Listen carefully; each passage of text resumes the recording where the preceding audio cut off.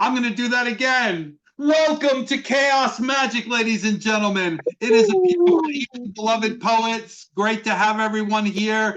We are especially blessed to have Marianne Tefft with us. So happy that everything is allowing her to come join us tonight. We have a few things to go through. It's a 3 to 5 minute slot. Obviously, and I don't have to tell anybody here this, but no hate speech. This is all about the love. This is all about loving on each other in the chat and on the mic.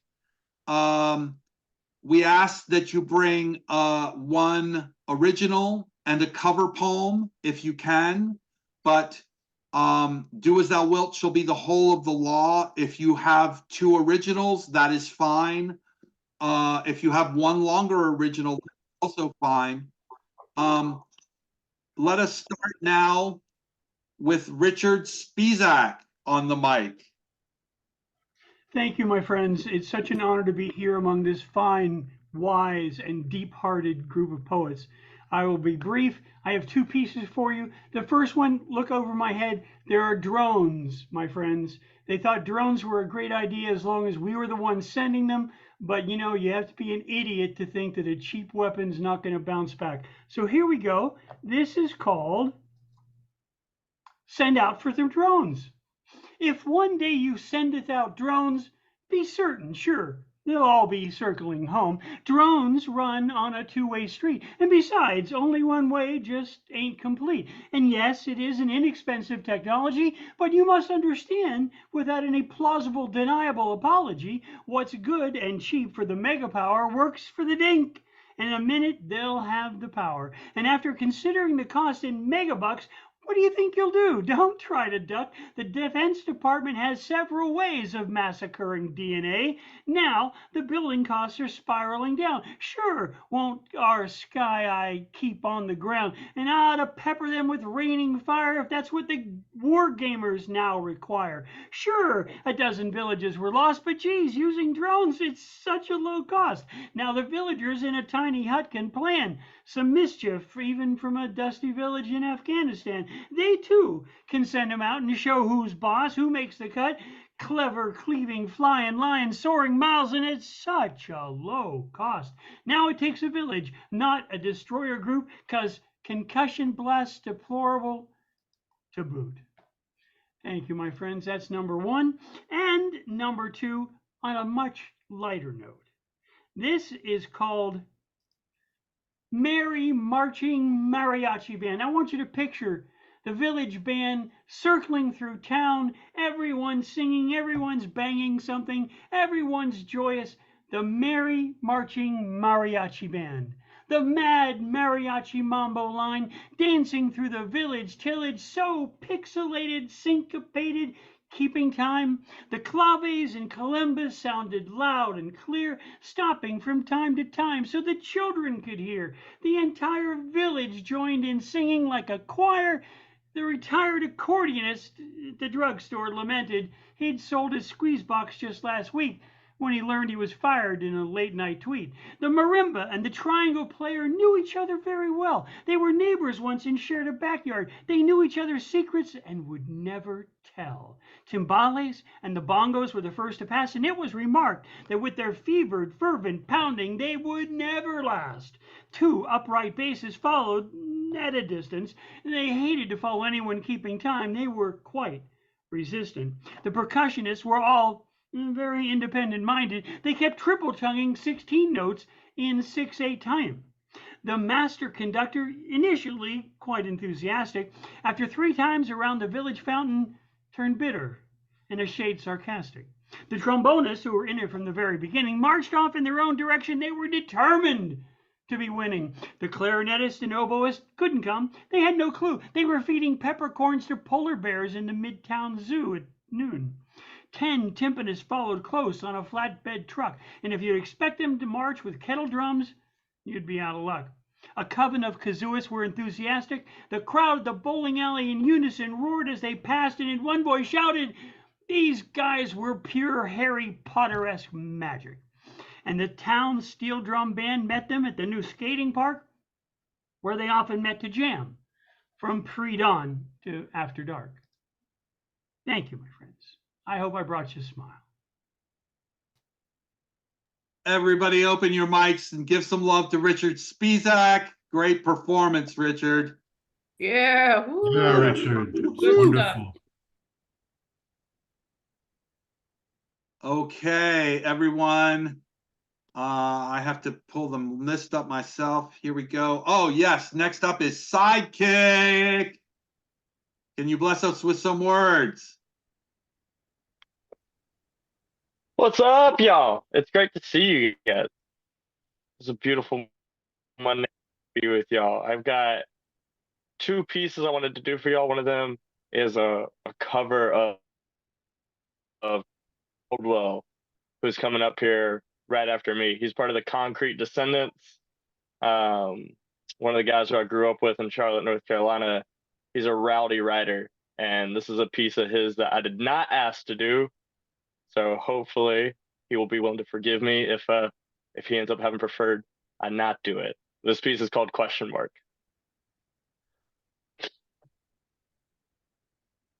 I've been meaning to catch up with you for a while. There are some things I need to hear myself say to you. The last time we spoke, I felt like you couldn't understand me, but I'm sure it cuts both ways. I can't really convey the full breadth of emotions attached to memories, feelings fleeing before fears, totalizing tears, still overwhelming after all these years. I've been tough lately about the gifts and the lessons, the wisdom shared.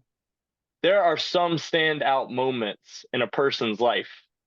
When you gave me that bike, I was on top of the world.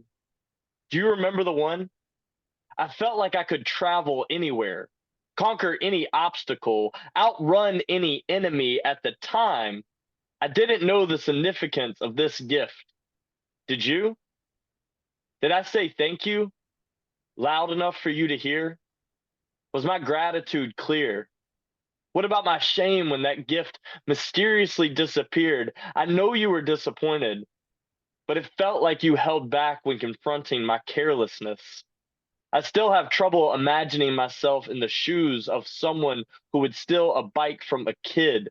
But back then, I didn't think I could even conceive of that as a possibility. My distinct memory of that day, it vanished, is only overshadowed by my inability in that moment to recollect my level of complicity in the crime. Did I leave it in the front yard last night? Did I put it back inside the fence? You asked me the same questions, and I still have no answer. I asked myself how a person could just take away this thing you had given me, and how could I have been so irresponsible with something I valued so highly? I don't know if you could tell, but I was crushed. Did I communicate the level of the guilt I felt?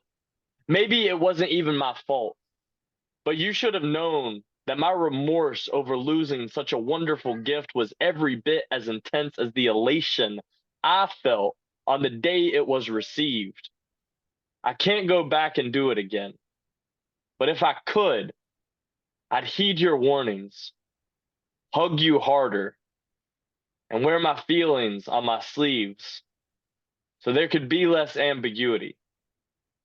I guess what I'm trying to say is I love you, and I'm sorry, and thank you. Poem.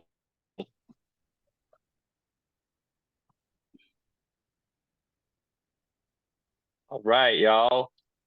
That was my buddy Kevin Caldwell, and yeah, he's again one of the rowdy writers, and I'm glad to have him up in the group. It's been a sweet experience with him. Got one more piece I wanted to share with y'all, and I look forward to jumping down in the chat with you. This one is called Tattered Tanks. A man is a tattered tank, an outdated machine kept round to break his glass heart in an emergency, useless in times of peace.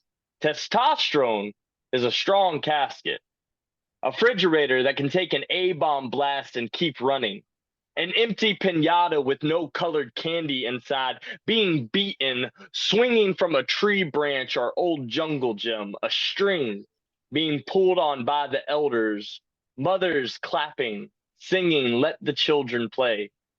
When the cardboard cracks open, only silence spills out.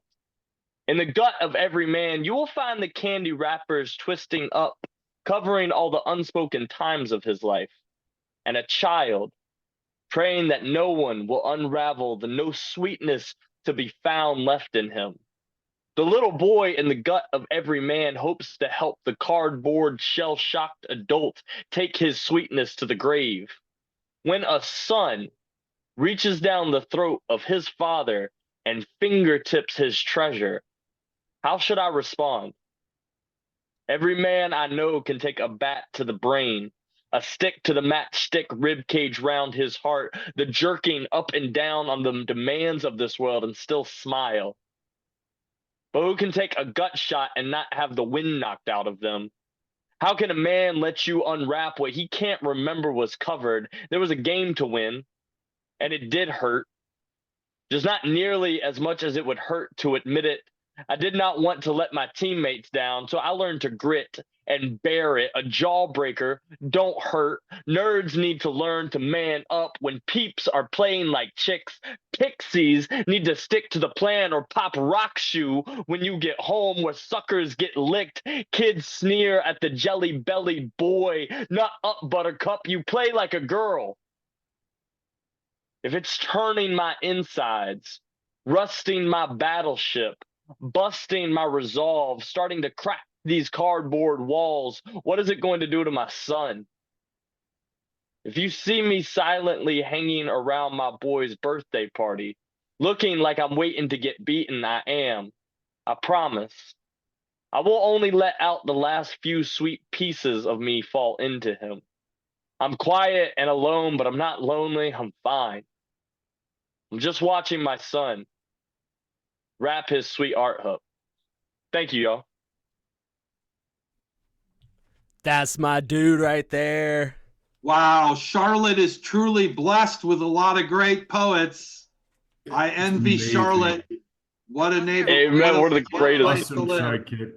Hey, there's still room. We're taking applications.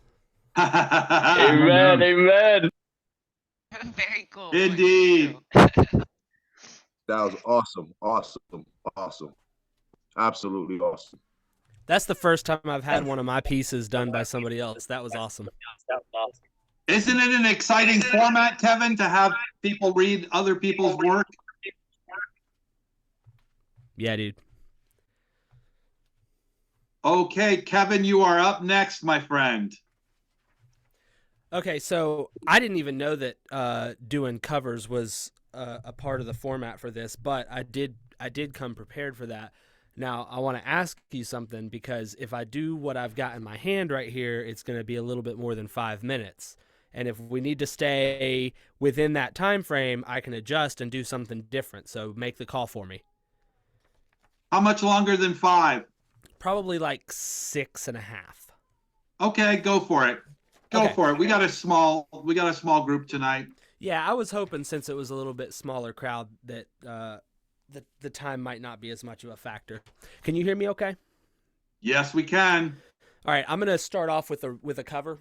And what this is well, this piece is by a very famous author, and you guys will probably recognize him by his writing as I start reading. Now, the star-belly sneeches had bellies with stars. The plain-belly sneeches had none upon theirs. Those stars weren't so big, they were really so small. You might think such a thing wouldn't matter at all, but because they had stars, all the star-belly sneeches would brag, "We're the best kind of sneech on the beaches." With their snoots in the air, they would sniff and they'd snort. "We'll have nothing to do with the plain-belly sort." And whenever they met some, when they were out walking, they'd hike right on past them without even talking. When the star-belly children went out to play ball, could plain-belly get in the game? Not at all. You could only play if your bellies had stars, and the plain-belly children had none upon theirs. When the star-belly sneeches had frankfurter roasts, or picnics, or parties, or marshmallow toasts, they never invited the plain-belly sneeches. They left them out cold in the dark of the beaches. They kept them away, never let them come near, and that's how they treated them, year after year. And then, one day, it seems, while the plain-belly Sneetches were moping and doping alone on the beaches, just sitting there wishing their bellies had stars, a stranger zipped up in the strangest of cars. "My friends," he announced in a voice clear and clean, "my name is Sylvester McMonkey McBean, and I've heard of your troubles, I've heard you're unhappy, but I can fix that, I'm the fix-it-up chappie. I've come here to help you, I have what you need, and my prices are low, and I work at great speed, and my work is 100% guaranteed." Then quickly Sylvester McMonkey McBean put together a very peculiar machine, and he said, "You want stars like the star-bellied Sneetch? My friends, you can have them for $3 each. Just pay me your money and hop right aboard." So they clambered inside, and the big machine roared. It chonked and it bonked and it jerked and it burked and it bopped them around, and the thing really worked. When the plain-belly Sneetches popped out, they had stars. They actually did. They had stars upon theirs.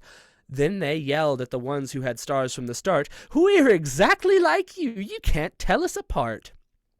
We're all just the same now, you snooty old smarties, and now we can go to your Frankfurter parties." "Good grief," groaned the ones who had stars at the first. "We're still the best Sneetches, and they are the worst. But now, how in the world will we know?" They all frowned. "If which kind is what, or the other way round?" Then up came McBean with a very sly wink, and he said, "Things are not quite as bad as you think. So you don't know who's who. That's perfectly true, but come with me, friends. Do you know what I'll do?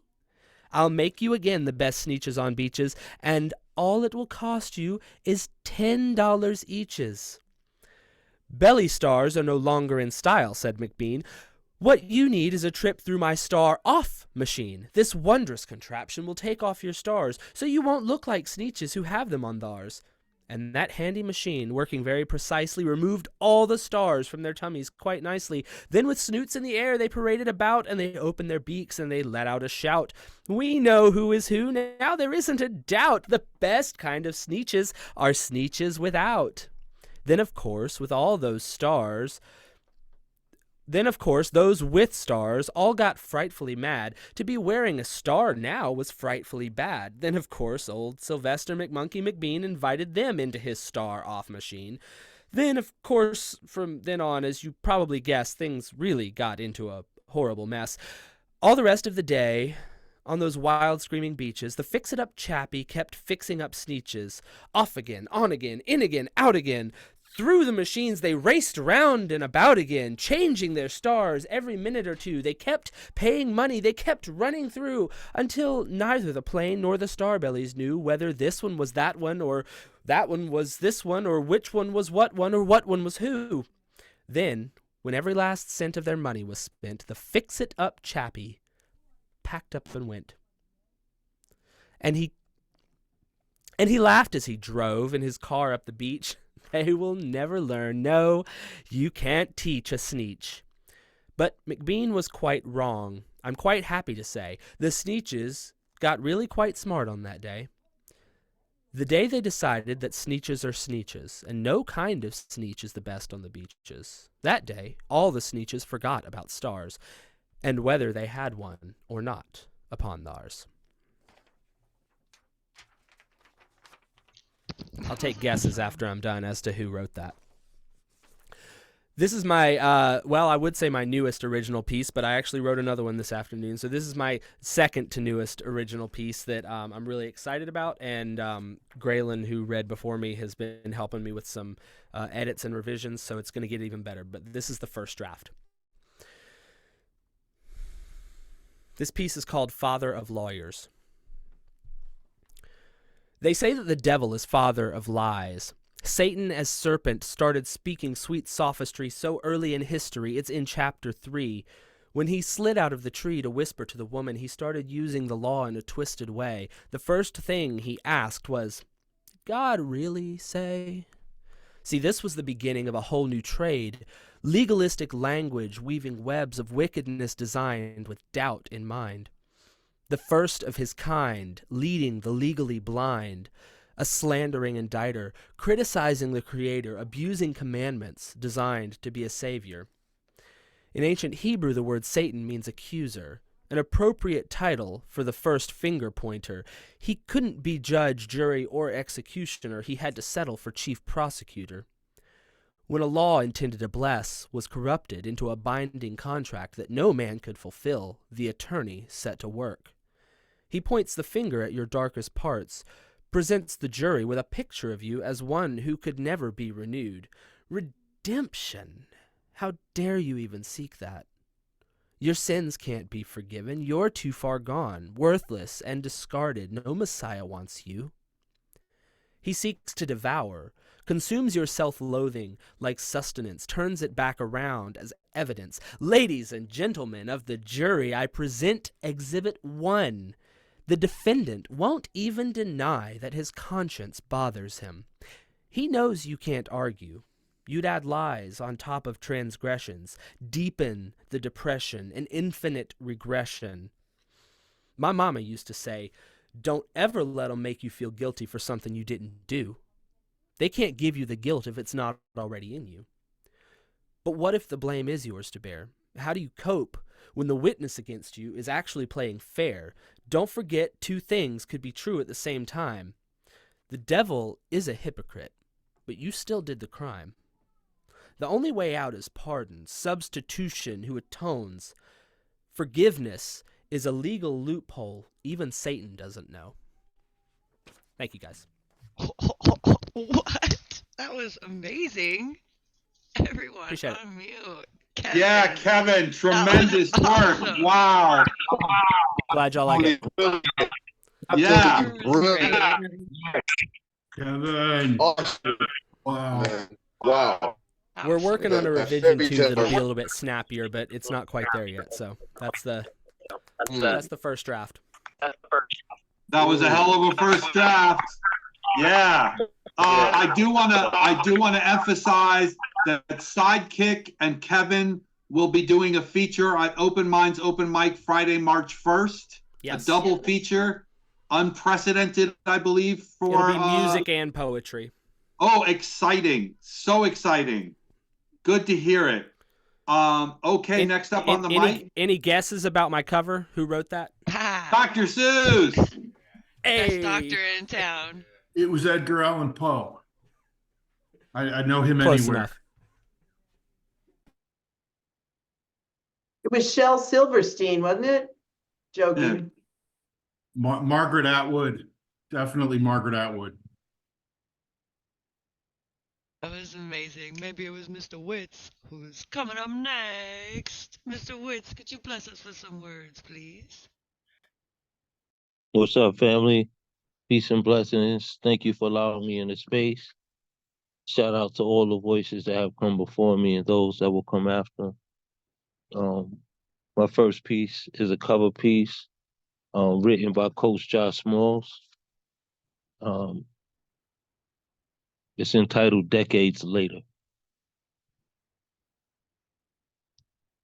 When chaos strikes and noise is the only comfort you can adhere to, these are the moments when men become men. When counting on the closest face next to you means forgetting a man's color, respectfully placing one's stripes in the same place you plant your life. When we're in the midst of jungle and the civilization whose accent becomes a trigger, voice raptures spirits to believers chant, my brother's keeper, like a rite of passage, feels like the only prayer that kept his promise.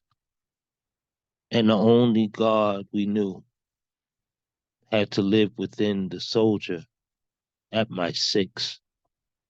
It was decades ago. But like last night, I remember, fresh baked in my memory like my birthday. Every call and response that bounced to beating boot heels against wet terrains. We woke before the sun, marched before the new day found its light, but we marched as one, arms attached by oaths that can never be severed, for it was decades ago.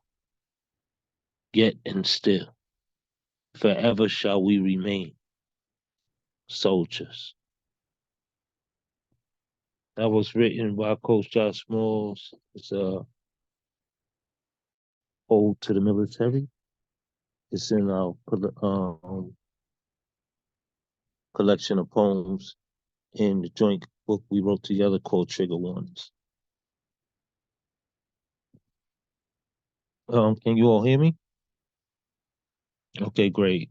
The next piece is a piece of my own. It's entitled Password Truth. My leg muscles cramped after we balled all day. Still, that wasn't enough to keep me in the house. The outdoors called me like sun in the morning on a nature route. My bone spurs can't calculate the ground I've traveled. Broke so many days trying to escape. I couldn't find my flea out there waiting for me if it dangled in my face. Seems like I carried too much dirt to keep time. Tracking myself in a shadow that the rain hasn't drowned out nor rinsed the mud away from, wearing my teenage frame. Passing through the park entrance, thinking to myself how I really need this bench, this space, just alone to swim my away. Unclear if God's crying or pissing on me, 'cause I'm drenched in a funk. What should I do? There is no umbrella big enough to arm me, and I'm still stuck under its pouring down, and I'm the only one wet. Too tired to run. Haven't gotten anywhere yet. I'm ready now. Ready to ask God questions when my pocket vibrates. A beeper call. One I've been dodging. All the while I was hoping it was him. I can really use a hear from him. But I know I can't get in without the code. The truth passworded in the lock to pay phone. The secret kept between only me, she, and God. That I can't fix myself to reveal aloud. No more than my voice recording. Calling, calling, and the call still ringing. My inner hurricane winning over my planted feet in a weak attempt to stand strong out on these streets. And I'm soaking wet like a ball of mud, staring down at the phone, asking me a way in, 'cause God ain't hearing me. He sent someone to talk to, but only if I truth out loud. The phone shaking, talk to me through the sequence of seizures. He saw me do it. Another ring on the page. He wants to hear me say out loud. The page seized again. So I held on the enabling code, the signals through to remind me of my missed duties. Scream hard through the walls of my esophagus. Forgive me for I was too bold enough. I thought the price of bringing out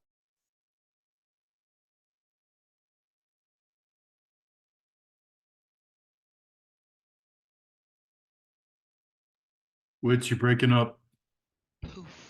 Yeah, Witz disappeared, I believe. Yeah, he was Forgive having me, some he trouble was there. gone. Oh my god, Yeah, that was so wow. intense. I What an forgive intense you. ending. I forgive Yeah. you. Come We back. forgive you. We forgive Really you. dramatic. That was dramatic. That was intense. Fucking love that man. Okay, well, we'll give it a minute, but I think CC, are you ready? Yeah, CC, are you ready? Yes, and yeah, that's amazing. I hope he comes back and kicks it again. He is always amazing. Thank you, Mr. Witz, when he bounces back in.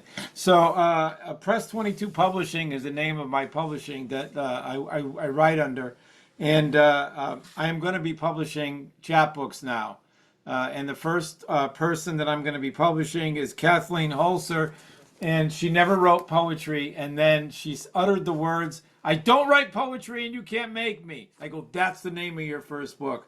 I just got done taking a month going through 600 poems that she's written. Did I get since kicked that out day. somehow?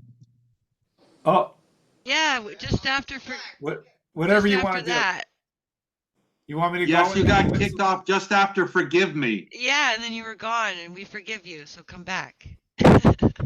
Oh, Okay, let me know. Okay, CC, sorry, I think he was almost Nope. there too. Yep. Yeah. Okay. yeah. I don't know what happened. So let's go to forgive.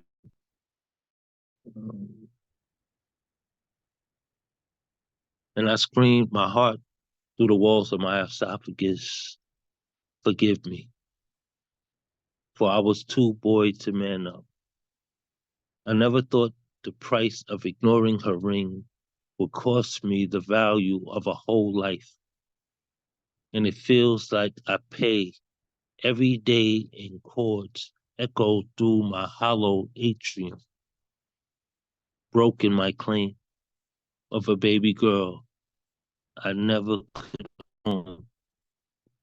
Yet it remained printed in sea the feed.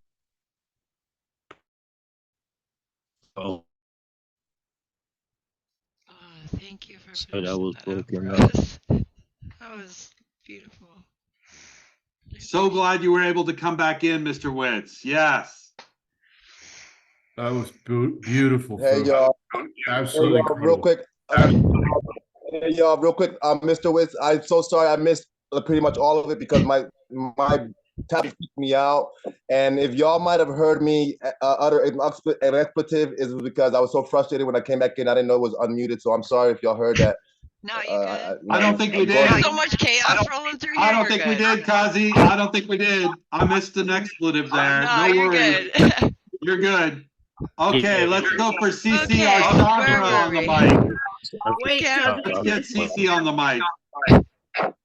You can't Okay, make me yeah, write yeah. poetry. Chaos and That's where we magic. left It's all good. It's all good. All right. Everybody, please mute your mics for CC. We good?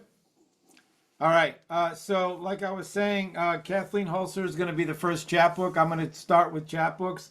Again, this one's called "I Don't Write Poetry and You Can't Make Me." And as I was saying, she uttered those words, and I said, "You're a poet." And then 600 poems later, we're going to select a few for that. And there's a lot of work that went into it. So this is one from that collection that were slated for this particular thing. There actually ended up 10 of them. And then I'll read something from Yester now, which is another project. This one is called Thought, Word, Talk by Kathleen Holzer. Some thoughts arrive plain spoken, hair tousled from sleep, eyes bleary and gait wobbly. Perception still in PJs, vulnerable and eager to please. Other thoughts stride to center stage, fiercely armored in party wear, heels smacking, hearty beats, cleavage with conviction, bodice tight and skirts frothing. Some words sidle up close for one-on-ones that hint at secrets and disclosures.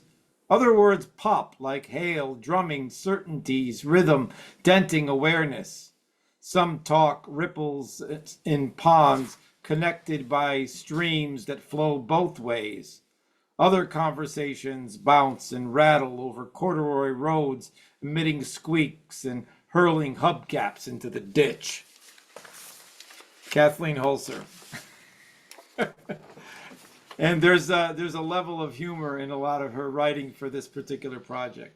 So a while back, I started Yesternow, a new series. I thought the world needed a word, and I wrote a whole bunch of poems. And then for a week straight, on every open mic, I read one called Einstein Was Wrong. And then after that, I'm actually writing a song that's called Yesternow, which will be coming up maybe next week. But for now, this is one of from that collection. It's called Yesternow. No poet can tell you what lives in wait of a light to be, as the poetry of being beyond what words and language do. What is within an individual mind forming the passage of existence, somehow here dormant, lost, or never before unearthed, both home and homeless in the DNA of soul, waiting for science to welcome love and faith to give up possessions. As a poet walks through moments, hours, days, weeks, months, years, decades, in a lifetime of dying thoughts, bleeding onto the pages of time and stillness. What comes into being is a leaving of poems, archives of attempts to give voice to the ineffable. If time and fortune merge, there may be a memorial of work, and if even more fortunate, there will be atop miles of paper-thin layers, original writings that move the soul and tear the eyes. You may land your eyes and ears here. When you do, you are the sun now, your light reaching to touch the surface of eons of writings siphoned through one life. And if you do, you lift this as does the dew, up to the canvas of your imagination, where poetry comes to fall, from where it once literally rained words, all so you may be here in this yesternow, in this yesternow. And yesternow is going to be a lot of fun. It's coming. Yesternow. That's coming. Thank you. And I really appreciate the Catalyst and Thomas for bumping me in. I got a phone call. I have to jump on to a podcast at 9 and I'm late, so they squeaked me in there. So my apologies are left to everyone. And Miriam, I hope everything's fine with your daughter. And we'll talk soon. There's a thing, I posted something for the first time and I attached a bunch of names, and all of a sudden the word came up from the thread, so we could talk about that.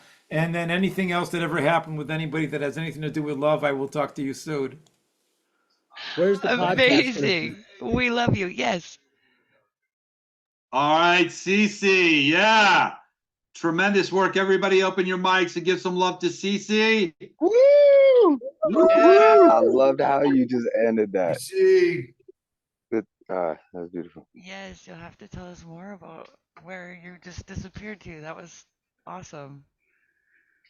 Okay, who do we have coming up next? We have Lantern Carrier, who has been bumped all around. We're squeaking people in, and we're ready for some light now, Lantern. We've had enough chaos, I think. It's time. So I'll read two pieces, not long. One by Mary Elizabeth Fry, also attributed to Claire Horner in the 1930s. And then I'll read a piece on the same subject by myself. The content covers the omnipresence and immortality of spirit or consciousness. Do not stand at my grave and weep. I am not there.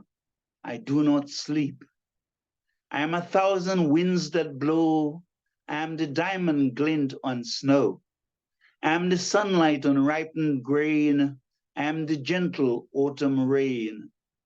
When you wake in the morning hush, I am the swift uplifting rush of quiet birds in circling flight. I am the soft starlight at nights. Do not stand at my grave and cry, I am not there, I did not die. That's Mary Elizabeth Fry, stroke Claire Horner, 1930s. And I've written lots of poems on the subject, so I'll just read one of mine. When I am gone, you'll remember me, not because I saw in you the light of my beloved, not due to the sweet inspirations whispering through the resplendent glory of our souls. I have made a covenant in the sanctuary of thy heart. My breath, like the grace-like enchantment of a ballerina, floats effortlessly in the ether, and yet, remember me not for these things. I have sung songs in your spirit, woven a magical tapestry of the heavens. My words a lover's paradise in the celestial spheres, dancing to the melody of supernal minstrels. You will find me in the illustrious beauty of a glorious dawn, the fluttering of your heart when, like twinkling stars, I waltz through the constellations. Yes, your eyes will sparkle at the wonder of the firmament and say, this too is him. For out of the frailty and infirmity of this bodily temple was squeezed the last angst of love's bewilderment. When I am gone, you'll remember me. I will be in the delicacy of the snowflakes on a winter's morn, the purity and innocence of a child's smile, and the sweet cadences of cosmic light. I will be in the radiance of your sunset, and in the sand pebbles you will find my gems. The greatness of the horizon's edge will give you a sweet and tingling inner glow, and you'll know that we are meant to be. When I am gone, you'll remember me. Remember me. London Carrier, thank you. You will be easy to remember. Yeah, you will be remembered for calling Lantern Carrier. Woo-hoo! The most beautiful combinations of words, the way you put them together so beautifully and eloquent. You are eloquence's epitome, for real. Indeed, wow. indeed. Wow. I love that poem, and I loved your answer to it.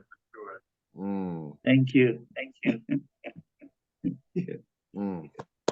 Yeah, Cozzy, I think we're still getting a little feedback off your mic. All right, let me unmute. Okay, everyone. Next up is Paul Skiff to bless us with some words. I'm very much looking forward to this. Woo! Go Paul! It's fun to be here again with everybody. It's just so good to hear Marianne's news. Give thanks, you know. Indeed, indeed. When we're used to hearing so much hurtful stuff these days from the world at large. I have this cover. This is one of my all-time favorite poems. See if I can get it up on the screen here. This is by New York poet Hart Crane from the 1930s. I just like this poem because of the word work and it's very urban. It has some kind of antique language in it, but I make allowances for that. And Hart Crane wasn't around that long. He went the way of too many poets at his own volition. This is one of his more famous poems, To Brooklyn Bridge.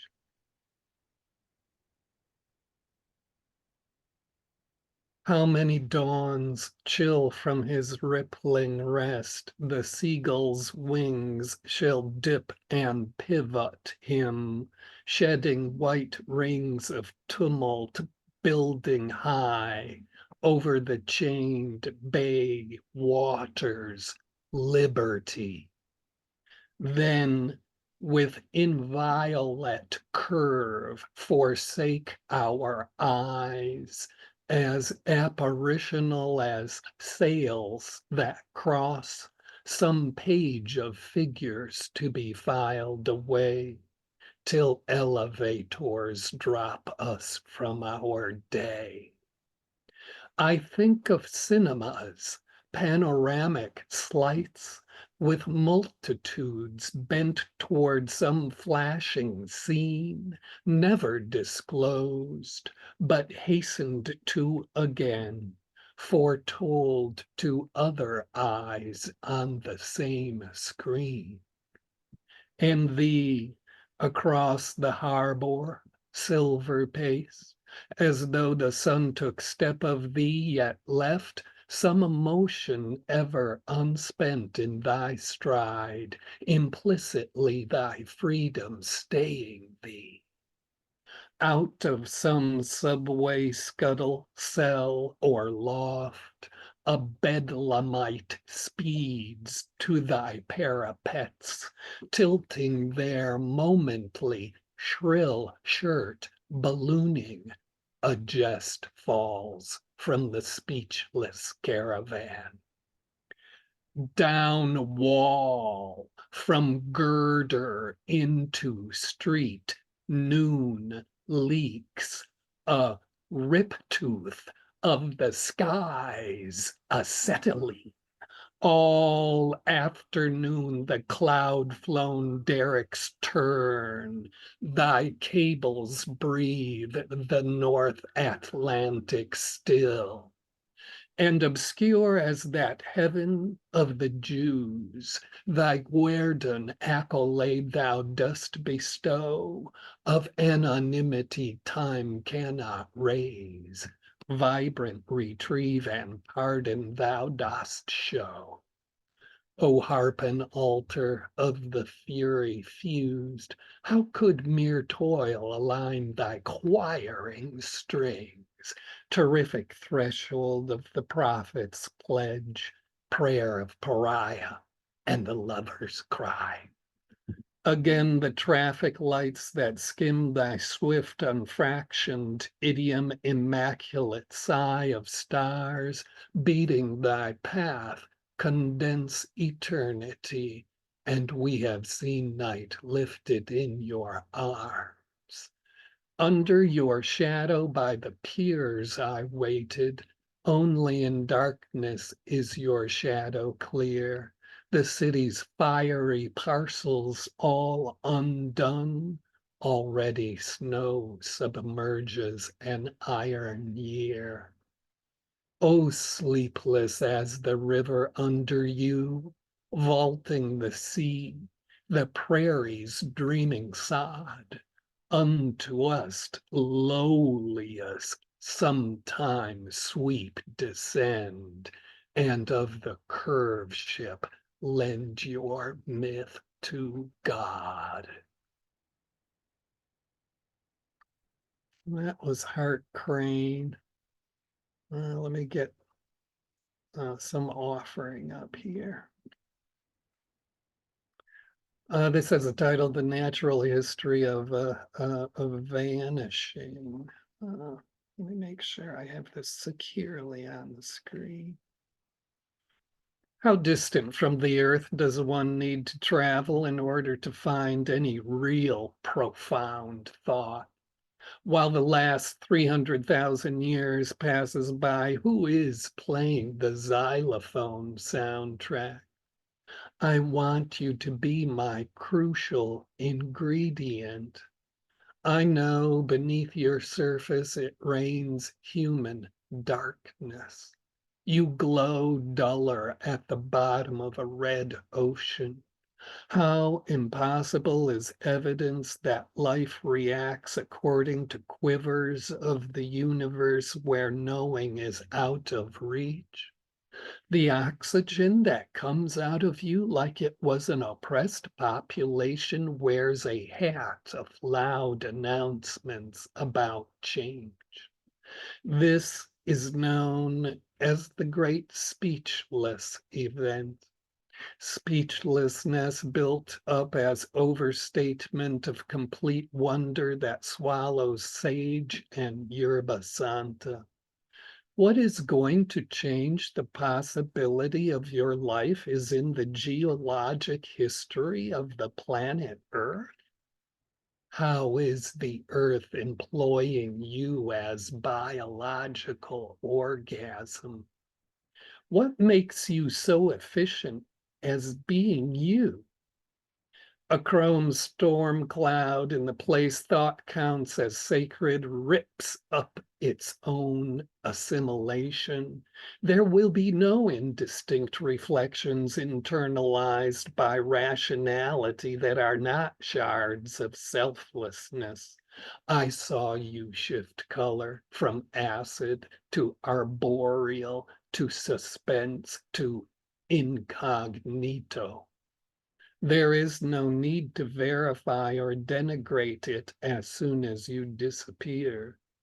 This party my mouth is dancing to was made out of fingertips finding common wisdom.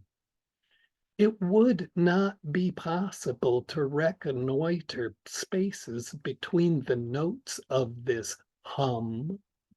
Mellow, besides, is not laughter from surprise, a search for satiation spreads on necessity's bread. Do not mix antisocial with freedom, although satire that wears a tattoo serpent on its lips calculates polite civil disobedience by shedding the skin of its table manners. We are each other's nutrient flowing into new opportunities for paradise if world history abdicates. You are the metal required for life to vibrate with megahertz. We are the life form that completely remodeled the planet, water, earth, and sky, ergonomic for traits. The thin, life-giving band of gas that permits you to live as is playing to eternity, while now falters. Today, the world is created by life. I am transformed by the atmosphere to many ways sequence distributes places thought will take place. Feeling, space, consciousness, and time have no permission needed to disambiguate fate, yet banality happens.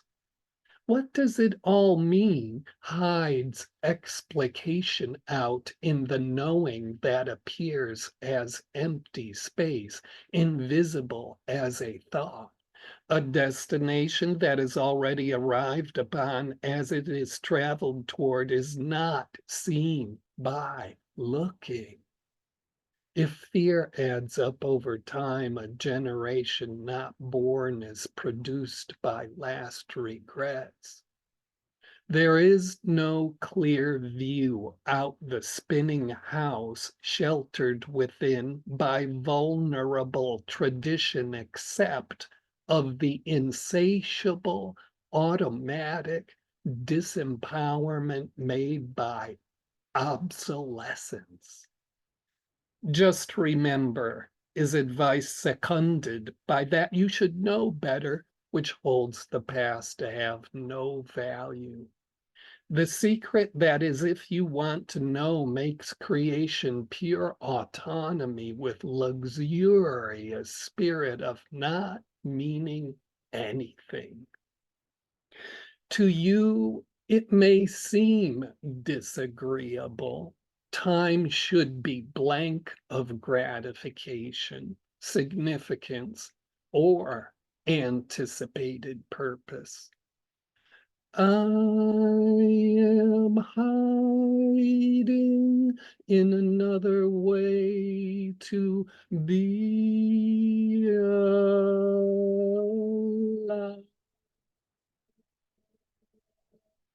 I am hiding in another way to be alive.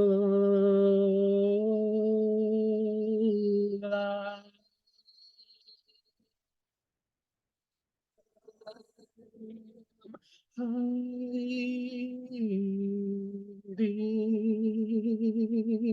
in another way to be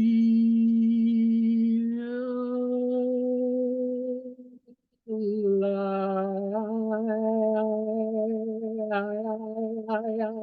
I am hiding in another way to be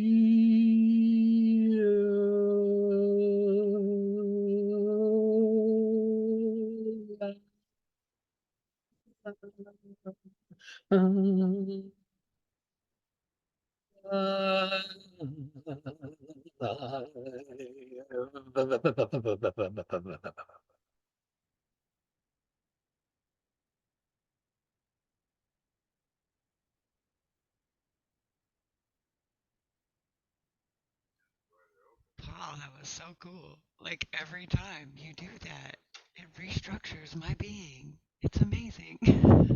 Indeed, it restructures my being. Well put. Indeed. Just beautiful. Beautiful. That was amazing. Amazing. That was And wild. that Heart Crane was inspired choice. Inspired choice, Paul. So cool. Wow, The way Paul. you pronounce things too. It's just, oh, I love it. It's just that. Thank And you. remember, y'all, he said the Skiff first is open, the doors are open, the gates are open.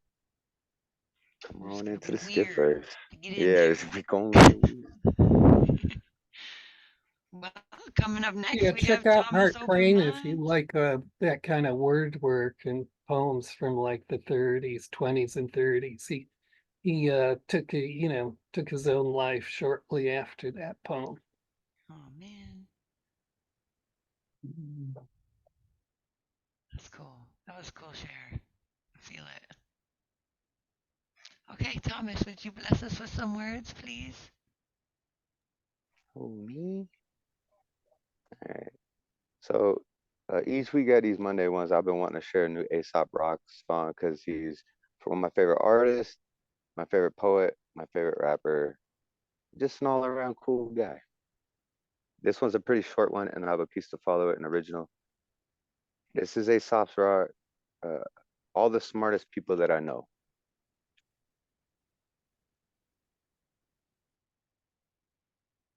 Recently, my neighbors spotted me casing my own house. I said I only really like to go on when I go out. You okay, dude? Yeah, you okay? Yeah, I'm good. Yeah, yeah, good. All right. I know every black crow in the city by his first name and his surname and his bird call and his birthday. Look, I ain't even cursed. Ran down Maine like a man on fire from a church. Mangiest scalp in the state. Angriest eyes in the world. Some pipes up. Tell me, old man, how is it that you can even know that? It's not even the thing that scientists know how to measure. Graham Slice, Sonny, I've been all about this motherfucking roadmap. I can tell you science ain't the only player in the network. Y'all should have seen a boy face. Nothing like a smug young punk realizing what his counterpoint ain't. All the smartest people that I know seem to teeter in a paranoid state. You can know it all and never know you actually haven't departed point A. Wait. You're saying there's a B? No, I'm saying you won't never need to limit the addition when you're free. Whoa. So what do you do when you get to Z? Bro, look, there is not a chance. I am not officially a ghost, invisible and slamming all the doors, a paranormal scrambling up phones. Look, there is not a day and number isn't cupped in his hands. It's slowly reaching up into the sky. It's fluctuating under my commands. Look, I don't use shortcuts. I don't use pace cars. Cut through a graveyard just to cut through another graveyard, just to cut through another graveyard. He's no longer on the radar. All right, yeah, that's all the smartest people I know by Aesop Rock. I got an original for y'all. call this one Smile. I sit here in front of you all, smile on my face, while facing the decaying state of my mind's place, displacing reality. In all actuality, it seems to be fate. I'll never be free, might not ever be great. I'm $1 short and a minute late. Judge myself worse than I can take. Nudge myself to holler for days till my face hurts, lost in a daze. Beyond the fog and past the haze, I seem to have misplaced my legs. Have you seen them? Were they ever really there? Do any of you actually fucking care? As I stare into the distance, my gaze is set to nothing. I'm reminding of my hungering persistence to change something. Not sure what, who, or even how. I'm only equal to the bounds that I've laced within these sounds, hoping one day I'll figure it all out. Shout so loud I break every window in the fucking house. Make pure love and light rain down on the crowd. Till then, I'll sit and I'll smile. 'Cause why the fuck not? What else does one do while waiting on forever to become forgot? Thanks, man. Bedtime. Super minds. I love y'all. Thomas. Thomas, On mute. wow. More. Woo! Come Ace on, of what up, Truck's dude? not easy to cover, and I feel like you do it really, really well. Now I believe everyone knows how important Thomas is to this community. And he does Open Minds, Open Mic on Friday nights. He produces this show, Chaos Magic. He produces Heart of the Artist, which is on Tuesdays at 5 p.m. with Catalyst and Whisper Poet. He produces Slam Jam Saturdays at 5 p.m. He is a very important, vital member of our network, and we thank Thomas for all he does. Thank you, Thomas. I loved how Cheers. that was like a recipe for mischief. It reminded me a lot of what Miguel Algarin used to do with a lot of his poems. High praise indeed, Paul. Okay, next up on the mic, we have Debby Segal. Debbie, are you ready? I see you coming into the frame. Yes. Oh yeah. Bless us with some words. Yeah, let's I've got two little short ones by me, and then I'm gonna read a little excerpts from Jack Kerouac's Safe in Heaven Dead, and we'll see. This is gonna be a cold read for me. So this is a little thing I call With Lucid Candor. Who coined the Brooklyn armpit? What's considered the strongest literary genre? Where is Vodka Alley? When does the mad dog howl? How, following each other home, we note outside a breeze picks up, yet inside a stillness kicks you down a few fucks, spare some change?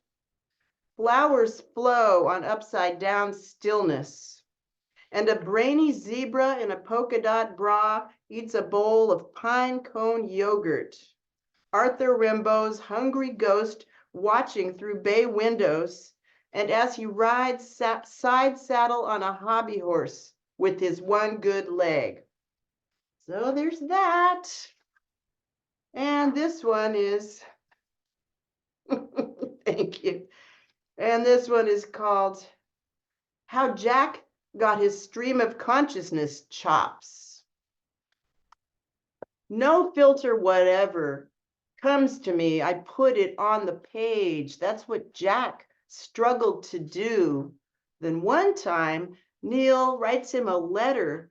This letter was about a gone chick, a chick called Joan Anderson. This letter was about 17 pages, single spaced. And in this letter, Neil laid out his feelings, actions, moods, plans in a single sentence, about 5,000 words long.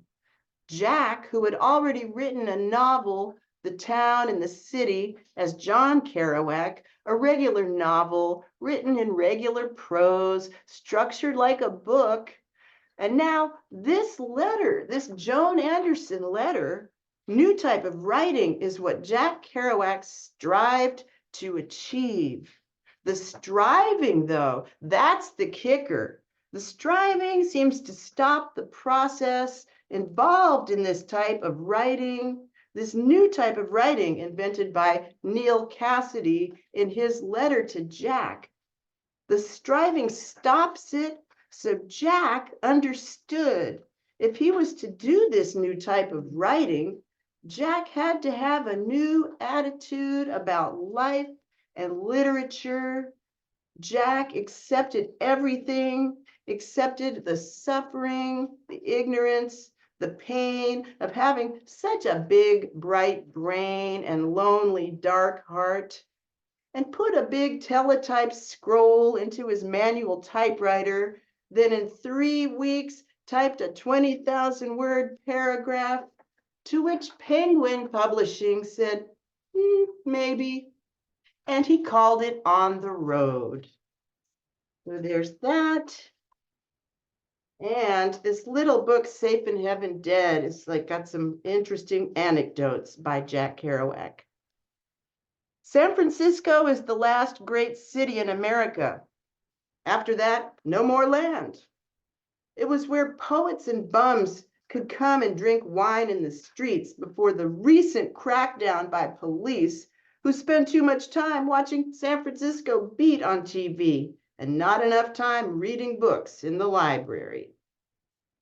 And he also says, as for the Beat generation, it's not important, it's a fad.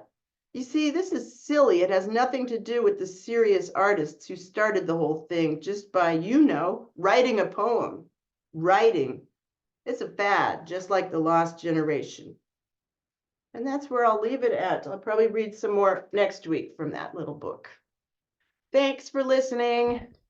That was awesome, Debbie. Thank you so much. I feel transported. Yeah, Debbie, really great view on the Beat poets, and the Kerouac Cassidy poem was terrific. Yeah. Do you want to know something incredible about this little book, though? It's going for $75. However, I got it for like $3 because I inherited like a whole really great collection of Beat books, but the guy was an obsessive pencil underliner and he writes entire notes and stuff in the margins. So I don't feel like erasing it. I'm gonna keep it for my reading copy. It's really a wonderful book. Tremendous. Everybody open your mics and give it up for Debby Segal. Woo, Debbie! Woo! Debbie. Thank you so much. I love that it was physically a little book. That was cool. You're like this little book. That was awesome. Thank you, Debbie, so much. We were trying to sneak Frogg in, so Frogg, if you can hear this, we're frogging at ya. I heard through the grapevine that maybe you were like born today or something cool like that, so I wanted to see if you wanted to hop in.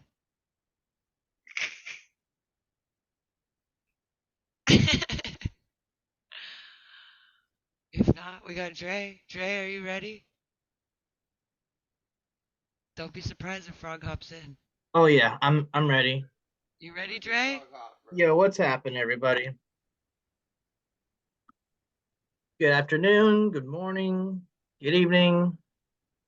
How's it going? Anyway, as mentioned earlier, one of the shows that Open Mic presents is the Slam Jam hosted by yours truly. Essentially, it's like an open mic, but different. there's a slam portion to it. So this will be a chance for slam poets to test out their shiz and get feedback. It's basically a massive poetry love fest. And if you've been involved, you know. This week, we're going to have a special guest coach by none other than Cozzy Coz. So if that didn't get you excited, hopefully this would. Anyway, on with the poetry, because that's what we're here for.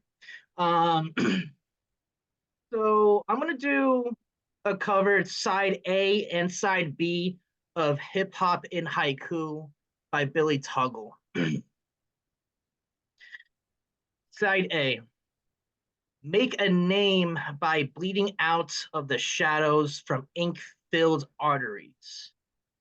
Transmit your unique style citywide across electrified steel. Put your ear to it, the concrete will speak to you. Interpret yourself. The breaks forecast evening's atmosphere, the bass, a force of nature. Drop the beat like rain, baptize the streets under funk, wash away the stress. Steady, nimble fingers blend beats and cadences at the speed of sound, traded hands to hand like a tribal secret. The worth of the mixtape is hood platinum. To the circle's edge, we communicate culture multi-frequency. Side B. The beard grows curved like their moves at center cipher, repping Mother Earth. To get up is to autograph, tag, or tattoo your town's many limbs. From the sidewalk counterclockwise, we trade rhythmic curses and blessings. Fresh MCs kick smiles like Bruce Lee with a rhyme dictionary. Battle me, you flatter me, or you better off battling gravity. The vernacular is thick. Listen to the dictionary remixed. I rip this shit like Edward Scissorhands in an origami class. No biting allowed is the law you violate, practicing my style. I don't just rock to the beats, but also to the spaces in between. That was Billy Tuggle. Now, the poem I have, it's just kind of funny, looking back at poetry and how you write something years ago and how it's still relatable today. Well, this is something I wrote back in 2013 and it's painfully relatable right now. This is called Jenga.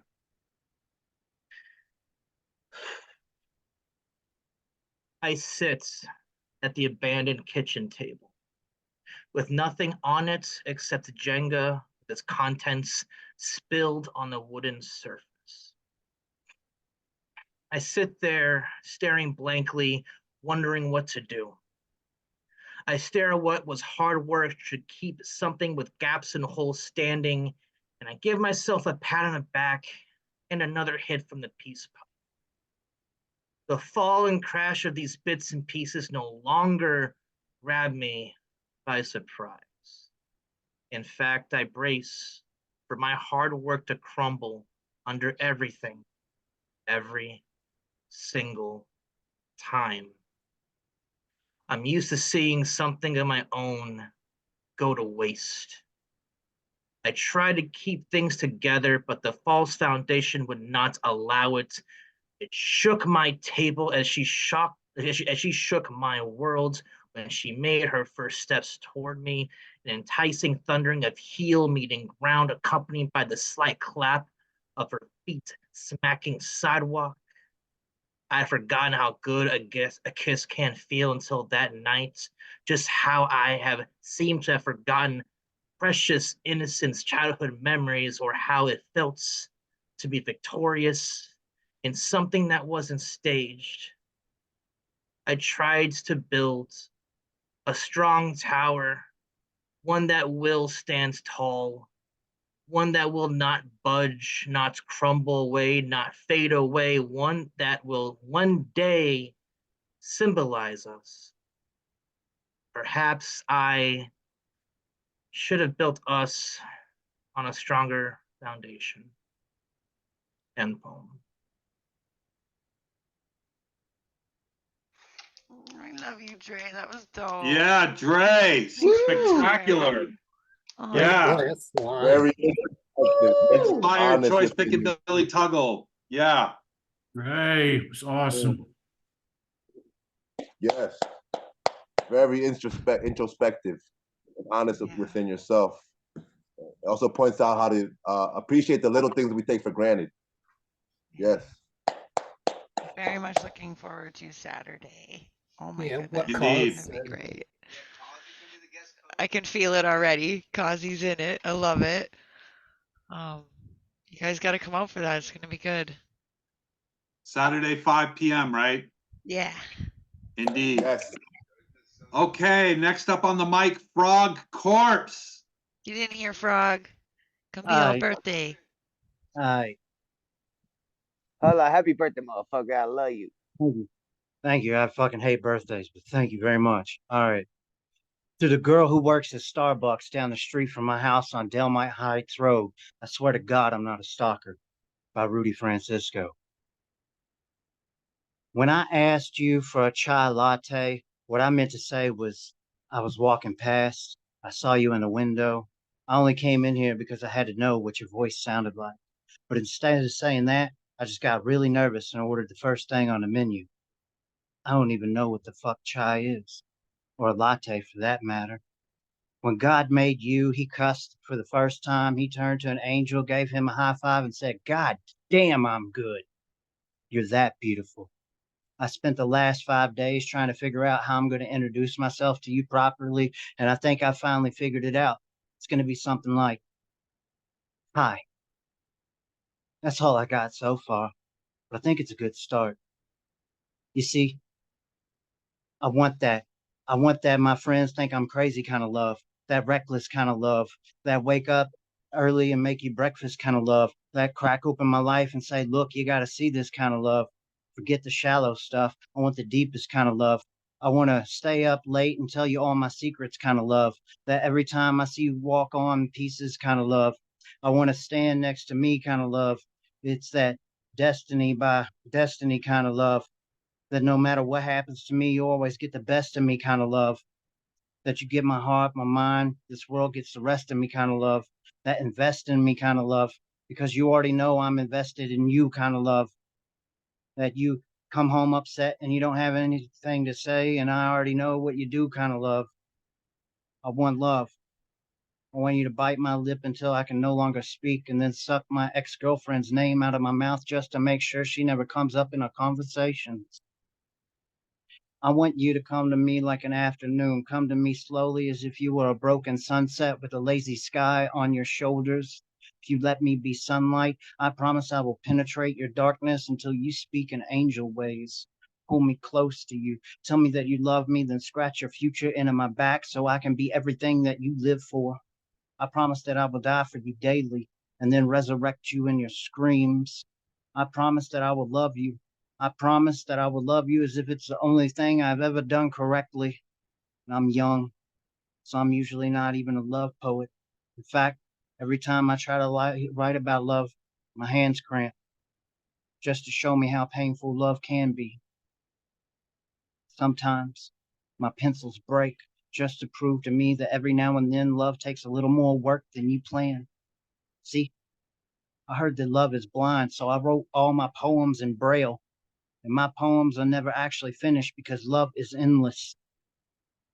I've always believed real life is kind of like a supermodel before she's airbrushed. It's pure and imperfect, just the way that God intended.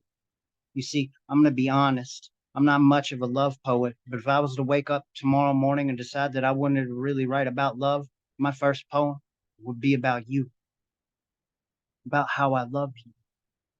The same way that I learned how to ride a bike, scared but reckless, with no training wheels or elbow pads, so my scars can tell the story how I fell for you.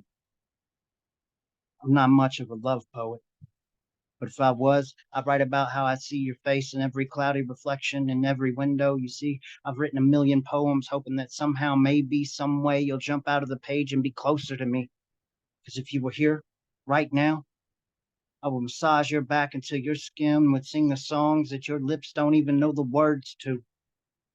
Until your heart beats the sounds like my last name and you smile like the Pacific Ocean. I want to drink the sunlight in your skin. I swear, if I was a love poet, I'd write about how you have the audacity to be beautiful even on days when everything around you is ugly. I'd write about your eyelashes and how they're like violin strings that play symphonies every time you blink. If I was a love poet, I'd write about how I melt in front of you like an ice sculpture every time I hear the vibration in your voice. And whenever I see your name on the caller ID, my heart plays hopscotch inside of my chest, climbs onto my ribs like monkey bars, and I feel like a child all over again. And sometimes, I pray to God that he turns you back into one of my ribs just so I would have to spend another day without you. I swear, I'm not much of a love poet. If I was to wake up tomorrow morning and decide what I really wanted to write about love, well, the first poem would be about you. And after all that, she was like, so how do you feel about me? And I was confused. I said, let's put it like this. I want to be your ex-boyfriend's stunt man. I want to do everything that he never had the courage to do, like trust you. I swear, though, when our lips touch, I can taste the next 60 years of my life. Last night, I had a dream, and in this particular dream, I died in my dreams and woke not knowing I was still sleeping. So I had to walk. You see, that night I had to walk in my sleep. I slept through my walk. I walked backwards until I saw you for the first time, and I could barely muster the courage to introduce myself all over again. You see, I've been trying to find the right words. I've been trying to take the right steps for what seems to me to be thousands of years, but something always seems to go wrong between us. You lived in Egypt and I was a Pharaoh's slave and you were his daughter. Love that led you to my death, that they claimed that I seduced you. And after they stole my life, I was resurrected as a mason. I made the foundation for your house. We met eyes between for 2 seconds. You left and I didn't see you again until I died. I came back as a caterpillar. I turned into a butterfly. I laid in the palm of your hands. You brushed me away. The rejection killed me. When I awoke, I was a kick drum. You were a snare. We were both owned by this drummer named Cozzy Coz, and when he died, so did we. But I came back just to look for you. I left notes in random places, hoping that you would stumble across them. I called our names in treason and prayed that it would jog your memory. I would spit your name in the wind, hoping somehow, maybe someday, my voice would reach you, but it didn't, and I died. I died early. I died young with breadcrumbs in my hand, just hoping that you would find me, but you never did, so they buried me. When they buried me, they put these coins over my eyes, and I used them as bus fare to get back to Earth just so I could look for you. That's why sometimes when we hold hands, every so often, I tend to hold on a little too tight, and I'm sorry. I just don't want to lose you again. My mother told me that when you find the perfect person, you do whatever it takes to make sure that she's next to you. Thank you. Oh my God. Frogg. Damn. Yeah. What the fuck, dude? Happy birthday. Excellent. Woo! Excellent reading. Wow. Dude, Yes, Amazing. spectacular read. Who wrote officially that? my favorite. Please put that in the chat. Officially. Wow. Wow. Wow. Wow. You are definitely a love I could swear he said Rudy Francisco. Yeah, Rudy Francisco. That was dope, Frogg. Wow. Yeah, that was terrific. That was mind-blowingly amazing. Wow. You are a love poet. I know, like I wanted to throw a shoe at you or something. Like I just maxed out my happy and wanted to throw a shoe. I didn't know what to do. Hey, should do too much out, bro. Breathtaking. Yeah. Okay, next up on the mic, we have Ma Dukes. Yeah, Ma. I don't even know how to follow what Frogg just did, but woo, my Dukes! Goodness gracious, that was Doesn't amazing. Frogg get an original? I was gonna ask the same. Do we get a Frog Did we original? pass? But I thought there was two. He did one by Rudy Francisco and one by himself, but Oh maybe. my goodness, I'll have to listen to the darn video. Okay. Yeah, I missed it too. Sorry. I could be wrong. I mean, y'all have to ask him, but I. Sounded to me like he only did one. Yeah, I thought so too. I thought it was just the Francisco piece, but who knows with Frog. He doesn't He usually hopped come all over the back. Oh, place. he did one. Do you want to do two, Frog? I mean, That's Go fine. for it, Frog. We need I'll an give you one. original too. All right. You want an original? I had another cover loaded up. Anything, do Do it how whatever you will. want, To the yeah. rule You can of do the whatever. law. All right. Cry if you Do want as thou to. wilt. Cry if you want to. Cry if All right. you want to. Two roads diverged in a yellow wood, and sorry I could not travel both. And be one traveler long I stood, and looked down on one as far as I could, to where it bent in the undergrowth. Then took to the other as just as fair, having perhaps the better claim, because it was grassy and wanted wear. Though as for that, a passing there had warned them really about the same. And both that morning equally lay, and leaves no step had trodden black. Oh, I kept the first for another day, yet knowing how way leads on to way, I doubted if I ever come back. I shall be telling this with a sigh. Somewhere ages and ages hence, two roads diverged in a wood, and I took the one less traveled by, and that has made all difference. Robert Frost. Thank you. Fuck yeah, dude. Thank you, Oh, Frog. We another love you, one. man. Happy birthday. Yeah, man. Frog, great read. Yeah, magnificent read. And now, we anticipated it before, and we have Ma Dukes on the mic. Yeah. Oh, hello everybody. My cover tonight is from a book called The Struggle Within by my good friend Pam Rice. This poem is called The Fallen Child. A single consenting word whispered through the confusion of the mind dooms an innocent child to adulthood. Wanting so desperately to be accepted by the statutes of society, the child breathes a fatal yes. Feather soft caresses tease her quivering soul as despair assaults her mind. Yet her mind's despair is not the victor. Waves of passion release the knowledge of the world. The flowing and ebbing tide of the moment entices the child into total submission. But all reason is not abandoned to this fleeting instance, whether through the fear of a child or the reasoning of an adult. She arrests the motion of the tide before all is lost. For a moment, the child resists, but falls as Adam did when her body's desires betray her.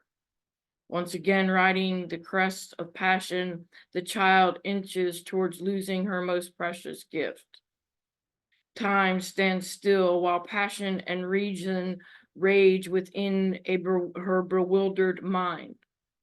Reason gathers all of its force for its final blow. With one last desperate attempt, reason conquers her overwhelming desire. The guilt that had been held at bay is unleashed in a torrent through her very soul. The once pure and innocent child descends to the adult's plateau of knowledge. End poem.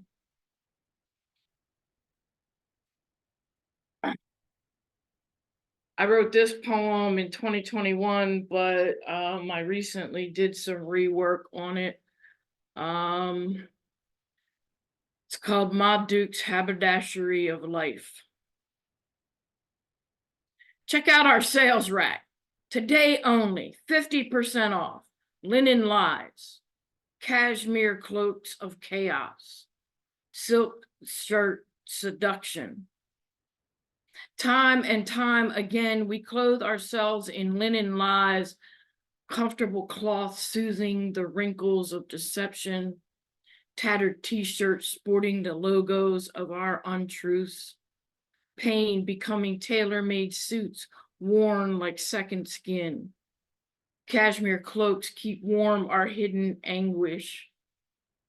Black tie tuxedos are garb for galas of dying love affairs.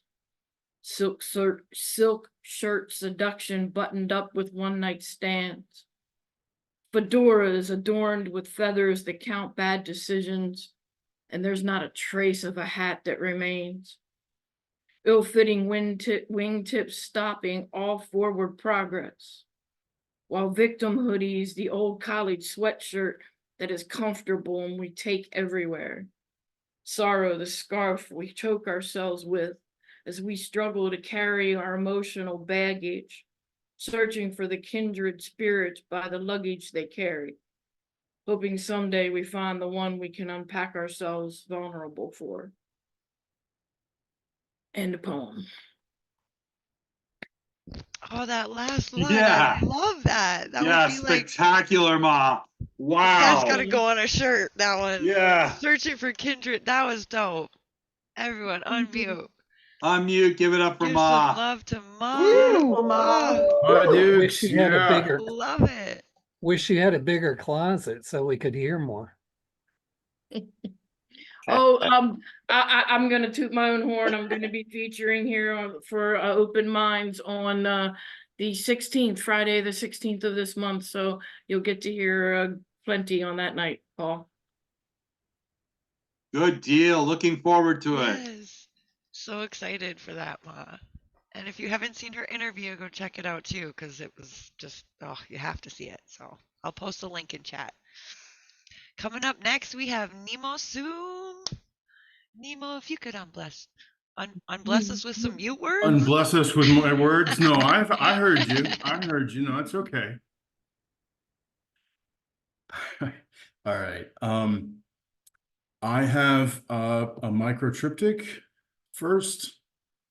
This is older stuff.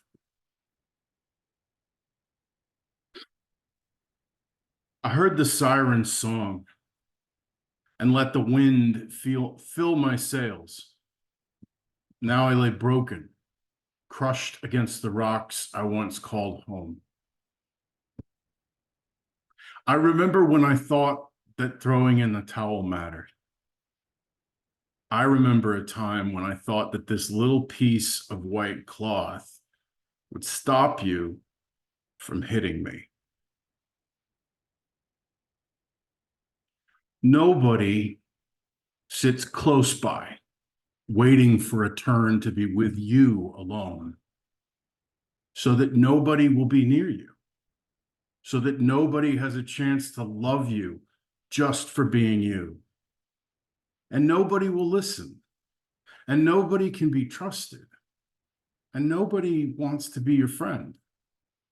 Nobody understands why you did those things, and nobody thinks you've done enough, and nobody's forgotten anyway.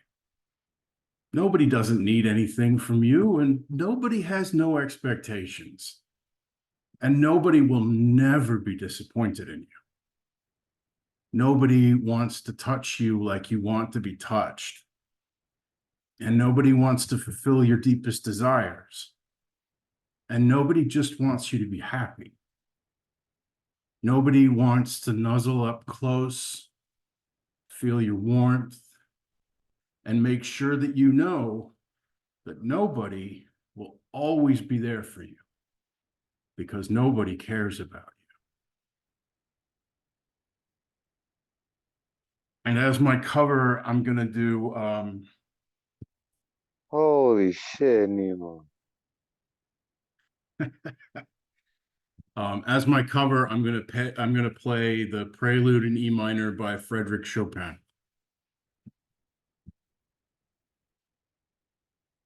With the musicians thing on, sound check. Sounds awesome, bro.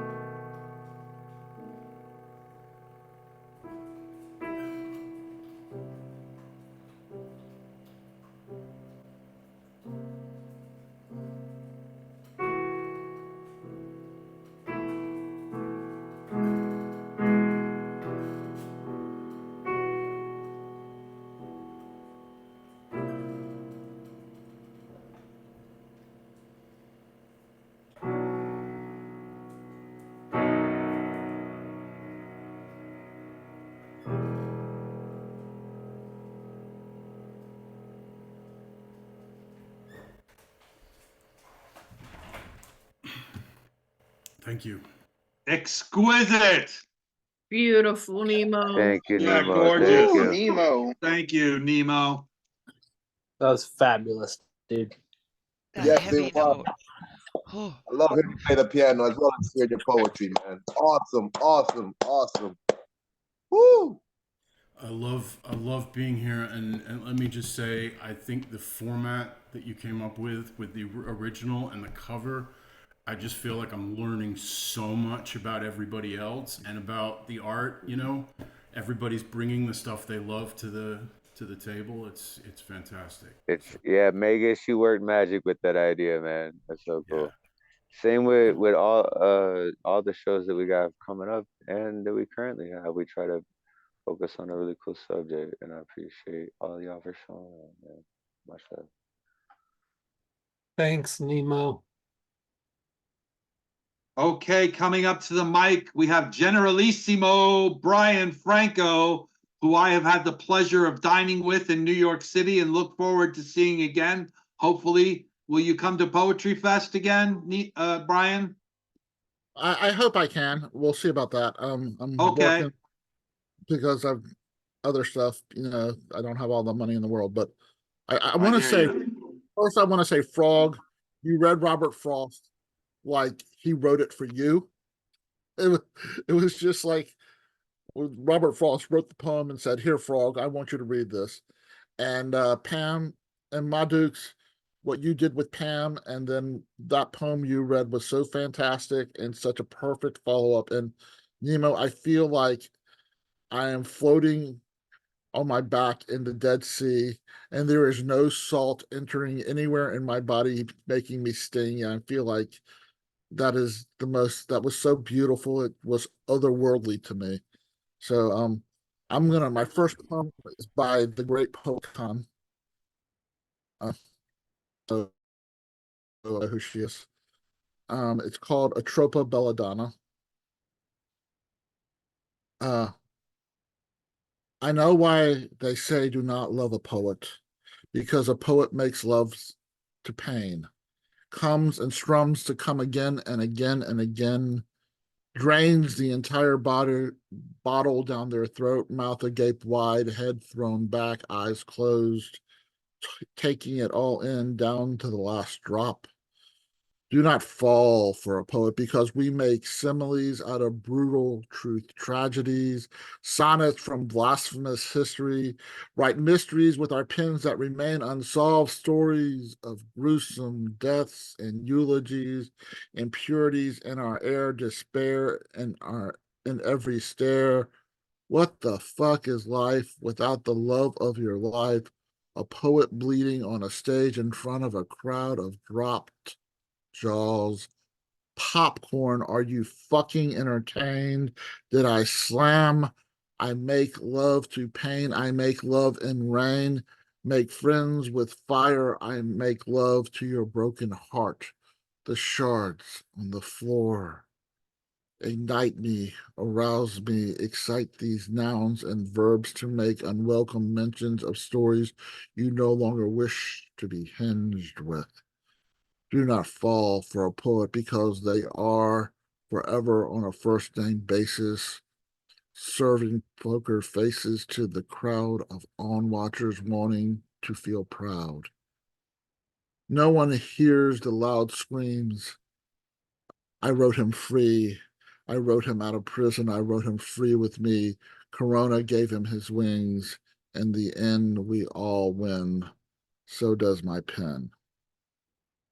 That was Atropa Belladonna by Poet Con, Rustfire. And so this is my poem that I wrote sort of in response to that in a way. It's called Flora Seductress. My dearest Atropa Belladonna, your berries are sweet with an edge of tart. I will pick them to make jam to top my toast. Your tiny purplish tulip-shaped flowers look like they taste like grape soda.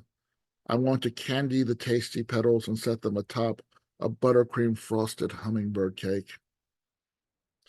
I have been informed everything you are is poison. The jam from your fruit will turn breakfast into a last supper. Your pretty petals will turn my birthday cake into funeral fare. I am seduced by your sweet appearance and innocent disposition. You may just be the death of me. Thank you, everyone. Woo! Yeah, everybody give it up for Generalissimo. Yeah. Generalissimo. Wow. Yeah. You may just be the death of me. Wow. Beautiful last line. As always, General, it's just so powerful. I love your voice. What about all the poets? Like, you're so cool. Love it. Thank you so much. Now you're going to make me blush, Miss. You better be blushing. You deserve it. Feel it. Okay, so General, after you, we have Terri R. Terri, are you ready to bless us with some words? See, I am ready. This is out of Shaki G's book, In Lieu of Flowers. No pain. Today, I want to write a happy poem where no Black people die. The police stay off the block. We watch Wakanda forever. And remember, we were royalty in real life once. We look at each other as brothers and sisters instead of ops. The funeral home takes days off because we're so busy focusing on living. The news does not mention Chicago to prove any bullshit theories about violence or guns or the Black community. Today, my pen does not bleed. Instead, it simply glides across the ballroom of my notebook, falls in love between the lines so much it doodles in the margins, says something like, remember when, and the memory makes your lips part, like the Red Sea shows off your ivory towers. This one is for keeps. Hold it tight in your palms. Don't let anyone take it away. One day, these memories will be all we have left. I want to write a poem that feels like that.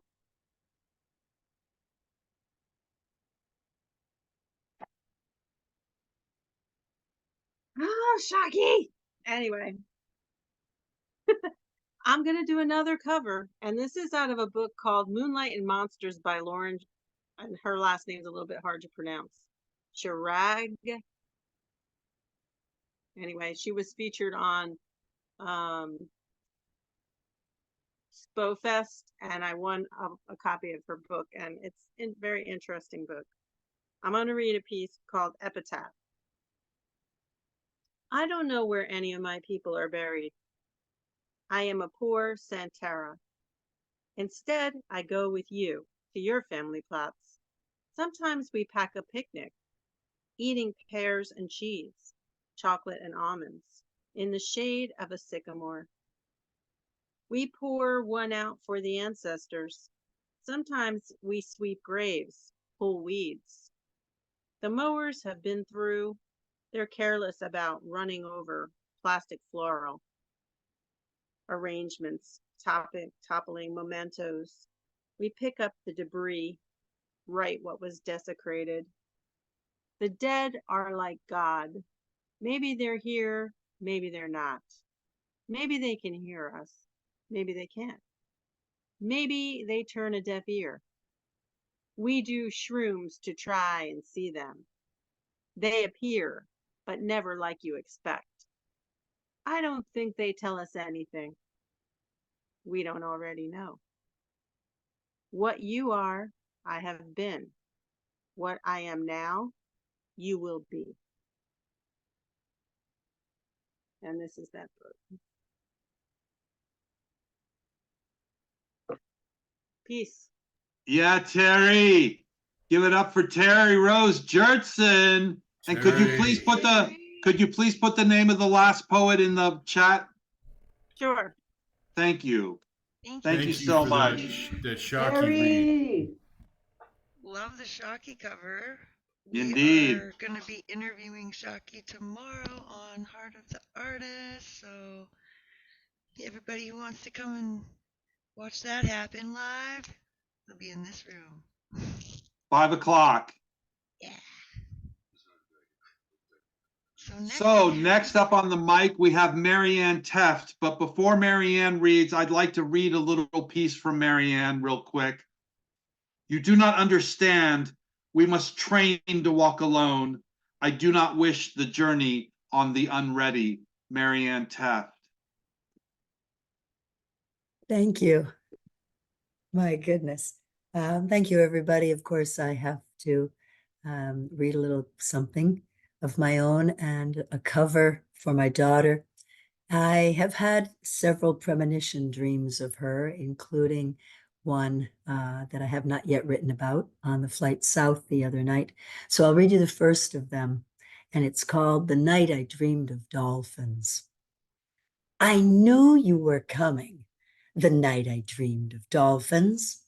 Walking with your father beneath moonlit veils of Spanish moss, so unlike the icy drapes that cascade from northern roofs, I had gazed with joy and awe, so many years before, as those sleek, coursers sign curved up the broad river.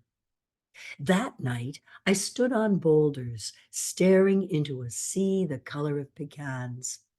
From a depth where even my night mind knew no air breather could ascend, I watched a dolphin fly toward the surface.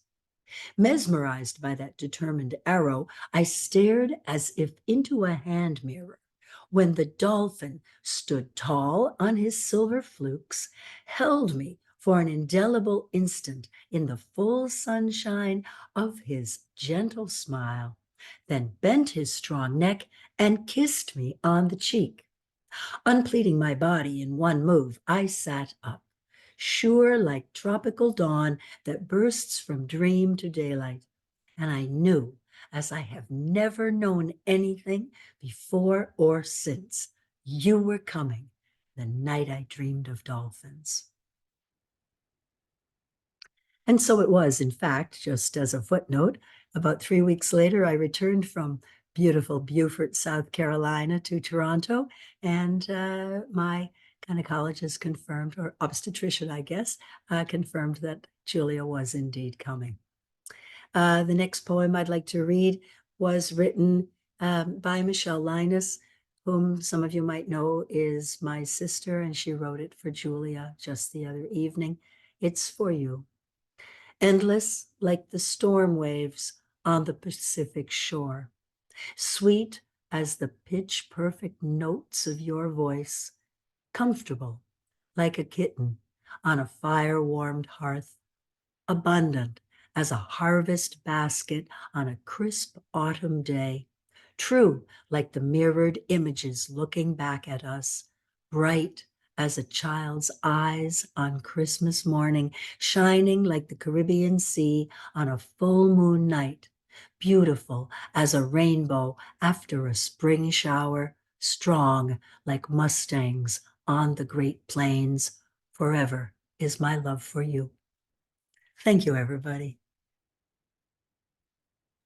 Thank you so much, Marianne. And it's just so good to see you. We Yes. love you Yeah. so much. We love you, Like, Marianne. Thank you, everybody. I Yeah. love you, and Good. I wouldn't want to be anywhere else tonight. Thank you so much for having me. So good to see Wonderful, Marianne. Pleasure's mine, Catalyst. Thank you so much. you. If you haven't checked out your video from Friday, you should check it out. It's pretty cool. We love you lots. I definitely am going to. Thank I'll you. share the links too to make it a little easier. Thank Okay. Coming up next, we have Ed Poetastic, Mr. Flametastic, Bombastic. Where you at? Bless us with some words. Woo! Please keep rhyming. I love it. I love it, love it, love it, love it. Thank you, my sister, with air like a twister. And thank you, my brother, Gustav. Woo! Thank you so much for being here. My name is Ed Potastical, and I'm feeling fantastic. Please get in time to enjoy my rhyme follow sublime. I got 2 poems, so I won't take too much time. This poem is made by a poet named Gary Morgan. This is called Black History Shades of Me. I was introduced to a man, but it seemed he was already known. He had a vision of my life and had much potential shown. He was of dark skin color, the perfect color, I should say, the one to see night as new shade of day. His hair of cotton, but also a shade of dark. His life less beaten by his broken heart. Convinced that every day is a new one at hand. Once a little boy, but now a strong man. I go one day, and what did I see?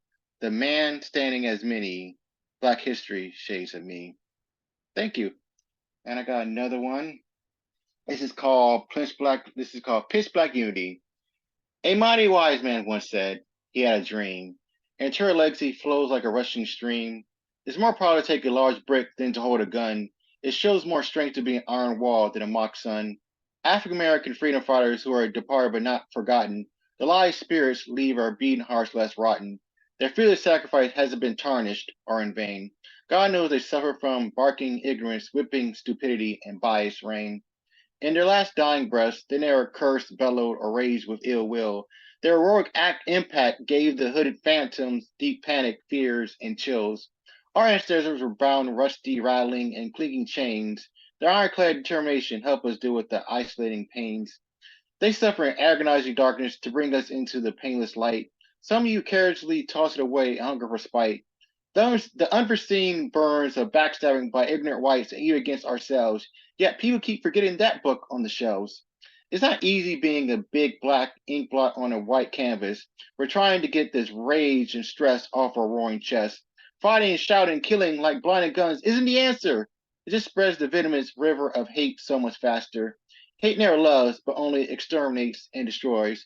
Please be mindful that we're human beings and not mindless toys. Bitter vengeance is a dish left freezing cold. Is it really satisfactory to deliver punishment sevenfold? It's easy to build instead of burning bridges. Everyone knows it's better to heal than to dig ditches. It doesn't matter if you're red, black, or white. Let's bury the hatchet and fight the good fight. There's strength in numbers, so let's become an enormous radiant sun. Let's make our voices, struggles, and powers into one. Black history isn't supposed to be celebrated in just 1 month. Let's give ancient white bigotry one massive dynamite punch. Thank you. Yes, thank you, Ed. Yeah, Ed, is that all you have for us? Pow, pow, pow. I have more if you want. You didn't use a whole lot of time, so if you have a little more, I'd appreciate it. Sure, no problem. Here's Sandy Hourglass, because I feel like singing. And thinking my bro like no other with words like thunder. Woo! All right.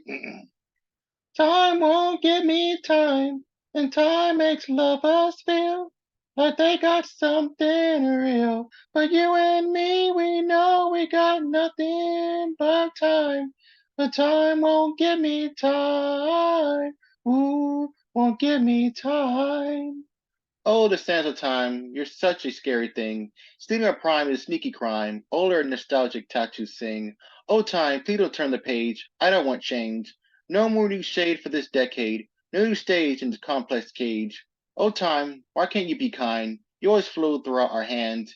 Every time at first, we're behind. Only markers can be found throughout the lands. Oh, time, please don't be that way. Merry seems to fade away. Too much time to work then play. Why can't the good times stay? Oh, time, why do you play hardball? Why can't things stay the same? Why must you keep breaking the iron wall? What is proclaimed by playing this game? Oh, time, why do you play tag? Why do you run quicker than a flash? Why do you win when you nag, nag, and nag? Why can't the good days or nights last? Oh, time, why do we have to grow up? Why can't we dream inside our cocoons? Why can't we drink out of our invisible cups? Why can't we travel to the stars and moon? Oh, time, why do you run away? Why can't you feed our hourglass? Both we pray every single day, both to complete our personal task.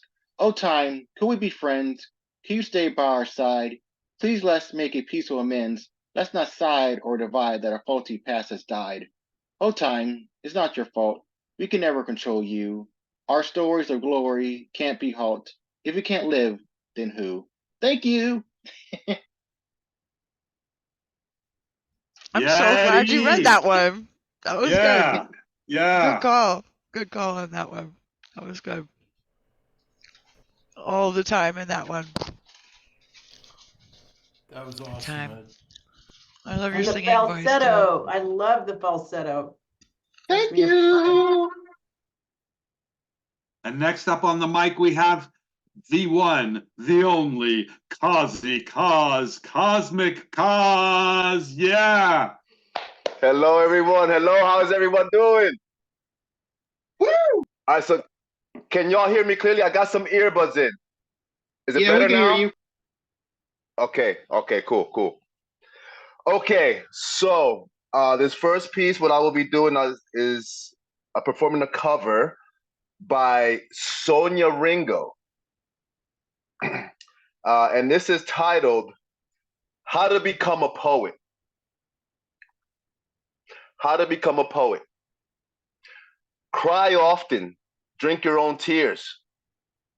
Unhinged, but in a hot way. Notice every little insignificant thing. Have a deep inner knowing that nothing is insignificant. Be haunted. Learn the languages of moss. Have a feather quill collection. Take your dark side out for a fancy dinner. Debilitating levels of yearning. Pondering, musing, pining. Susceptible to Stockholm syndrome. Marry the fake scenarios in your head. Decorate your mind castle. Eat words for breakfast. Dance in a monsoon without shoes on. Poke the wounds that still hurt until they sing. Unrequited love for inanimate objects. A PhD in giving too many fucks. Write poetry. Thank you. That was from Sonja Ringo, How to Become a Poet. Okay. And now for my own piece. Some of you may have heard this. I performed it like one time. This is titled Attention's Deficit.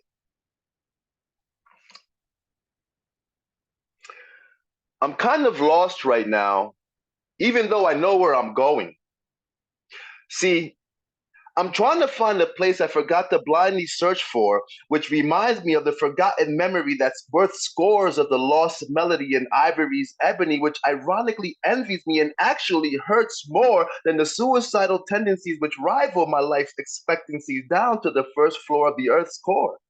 What's more, there seems to be a deficit of attention for love and affection that I really don't care to want to mention. Yet I can't resent the reflection of my intimacy's most inherently inquisitive questions, which answer the more than monstrous responses I've always gotten, synonymous to the good riddance and so long forgottens of remembering that soon reminiscing will cease to exist once inside his coffin. Please let me soar far away beyond the evermores of more than ever's never before, in adorned ornaments embellished by the decor of another forever opening door.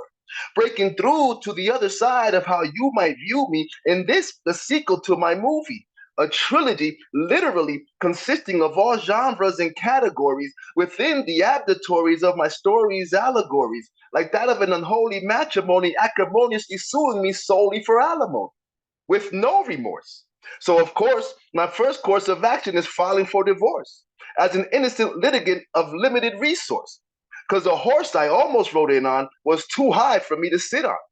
So I just keep walking through the alleys of death's many arduous valleys while keeping a close tally of the fears that pass by, as the tears that I cry reveal the years that I've tried attempting to revive the nearly dead vibes from these dreary days and times, which rehearse the divisions we've been covertly coerced to live in under the worst of worst conditions, which is why I've dispersed these verbal provisions.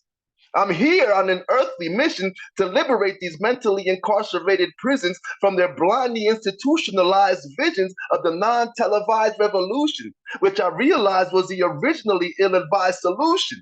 In conclusion, the itemized intrusions of these repeatedly revitalized illusions are harbored by the self-aggrandized delusions of these connivingly contrived collusions. Man, there just seems to be so much confusion. Thank you. What?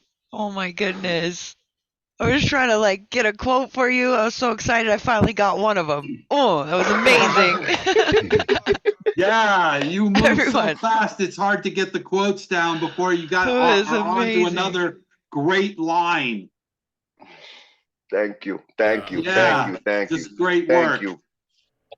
Thank Everybody you all open so your much. mics, Thank give you. some love to Cozzy Coz. Cozzy.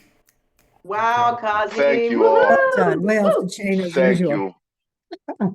Thank you all so much. I appreciate that y'all appreciate my work and my words and just the pain and love and everything that comes out of me. I appreciate this. So I love this safe space. I need it. Thank y'all. Thank y'all, man, for real. Mwah. Word up. You're always welcome. Always. Thank you. Oh, All right. I'll put my brain back together. Okay. Martin Parker, Parquillian, would you bless us with some words and bring it all back together for us? Good thing. Thank you so much. Great work by everybody tonight. So, this segment is brought to you by the color purple. Poem I picked out for tonight happens to mention purple, so that reminded me one of my favorite poems that from childhood. This is called Warning by Jenny Joseph. When I am an old woman, I shall wear purple, with a red hat which doesn't go and doesn't suit me. And I shall spend my pension on brandy and summer gloves and satin sandals and say we have no money for butter. I shall sit down on the pavement when I'm tired and gobble up samples in shops and press alarm bells and run my stick along the public railings and make up for the sobriety of my youth. I shall go out in my slippers in the rain and pick flowers in other people's gardens and learn to spit. You can wear terrible shirts and grow more fat and eat 3 pounds of sausages at a go, or only bread and pickles for a week, and hoard pens and pencils and beer mats and things in boxes. But now we must have clothes that keep us dry and pay our rent and not swear in the street and set a good example for the children. We must have friends to dinner and read the papers. And maybe I ought to practice a little now, so people who know me are not too shocked and surprised when suddenly I am old and start to wear purple. And that poem always reminds me of 2 of my favorite songs, including one by a self-described gypsy punk band called Gogo Bordello. The song is Start Wearing Purple. And then there's the Michelle Shock tune, When I Grow Up, I Want to Be an Old Woman. So for my original tonight, I'm going to read an elegy for an exchange student I knew in high school and afterwards. This is called The Purple Suited Ambassador. It's in loving memory of Jamal Harim Abdullah, whose name can be translated as handsome, ancient servant of God. Let's all give thanks for a dear old friend, that handsome, ancient servant of God, who scouted the world in the service of fields, from shores of Malaysia to Unionville sod, where we did meet in those harrowed halls, awash in a time-worn oil lamp's light, with some who saw signs of teenage waste and buckwheat expired on Saturday night.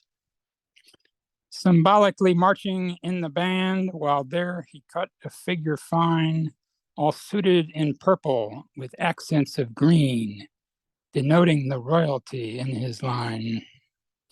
He played the mascot with feather-dressed head, never afraid of people's scorn. Though controversial, he'd later attend that smaller Cornell amid the corn. He came to the district out of the blue, inviting me out to dine with a brood of embassy kids by the Hall of the Fox, with talk refined and fabulous food. He made the most of his journey now done, collecting his patches around the world, searching to find his star on the map, shining so bright with memories unfurled. Istirahat dengan selamat, my friend. Rest in peace, kawan saya.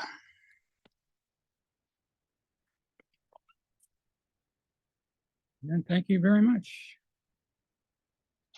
Feel free to check out my World Word Wave if you want to check out my website. I'll put the link in the chat.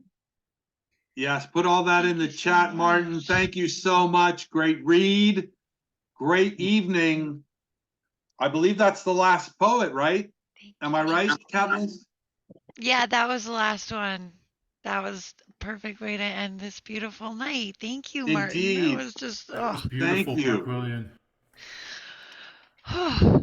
Yes, there's been some chaos, there's been some magic, there's been lots of sharing, lots of love. Everybody, if you Indeed. want to unmute and share the love between everyone. That'd be Love you amazing. all. Love you. Yeah. Woo! Peace and love to everyone. Special Woo! healing vibes go out to Marianne Tefft and her daughter. Yes, yes, Special yes, yes, love. Love you. yes, yes. Everyone, keep sharing, stay connected. We're one big family. We got this. Yes. Whatever it is, we got this. So we got this. Love you guys. Love you guys. Love Good y'all. night. All right, good night. Good night. Peace.